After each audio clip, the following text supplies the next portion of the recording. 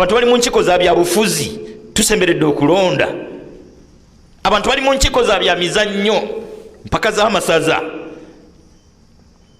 enkiiko mpitirivu za bya bulimi. Emwanyi nammwe mukiwulira kati emwanyi gye mba nkunnyonnyola nti waliwo omukyala peneti oba mukyalo oba mwami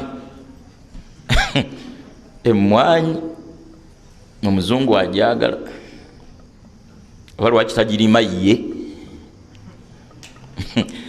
waliwo ebintu nga tebyetaaga kwogerako kubanga oli munnaddiini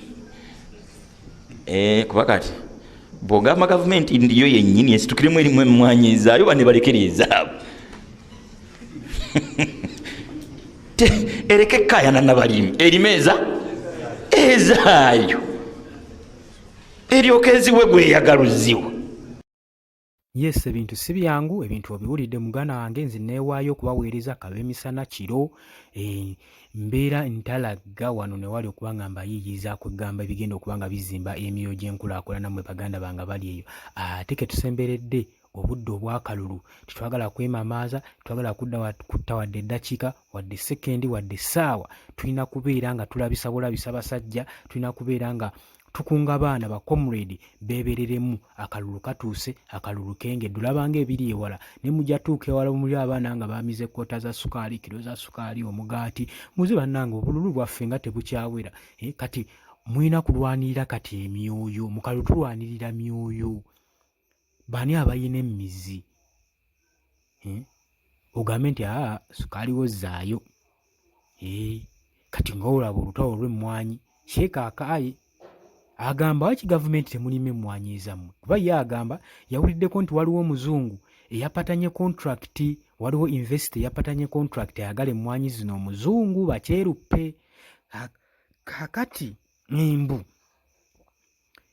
gavumenti y'ensonga lwaki olabanga evuddeyo nnyo okuloka ku mmwanyi, erabye nga mulimu ki akasente, ate jjukira ewaabwe tebaabirima, tebabimanyi, biri eno waffe. Kati babadde balina okuba nga bakufunzafunza yonna yonna gwe omulimi w'emmwanyi. Kati Sheka kwe kubabuuza, lwaki oba omuzungu azaagala gwe twawulidde, lwaki mmwe gavumenti temulima ezammwe ze munaawo omuzungu, abalimi ne mubalekere ezabwe ne batunda gye babadde bazitunda? Kuba zino emmwanyi zibayamba mu bintu bingi, okwerera abaana, okuzimbako buyumba, kolako bu bizinensi, kupangisa, buli kimu ekyammwe kya bbeeyi. Ennyumba ezipangisa emisolo gye mugijjako gya bbeeyi, amazzi emusolo gwa bbeeyi, amasannyalaze ga bbeeyi. Kati mwe mulowooza omuntu anaaba anaalyawa? Kale Sheka kyaba abagambye nze naba nga kituufu, mugende mwerimire emmwanyi ezammwe, muve ku mmwanyi z'abalimi, muve ku mmwanyi za Buganda, muzeesonyiwe, mugende mulime ezammwe. Mba mwagala emmwanyi, mba mwagala projects, puya bwagala teekawo projects za mmwanyi. Ensonga lwaki bataddewo registrations bwe baregisitalinge buli mulimi. So nga mweno mu registration twawuliddeko nga Peter Mayiga atugamba mwekuuseemu, ekinyusa ekigamba nti nno kijja tuuka ekiseera basabe ne layisinsi.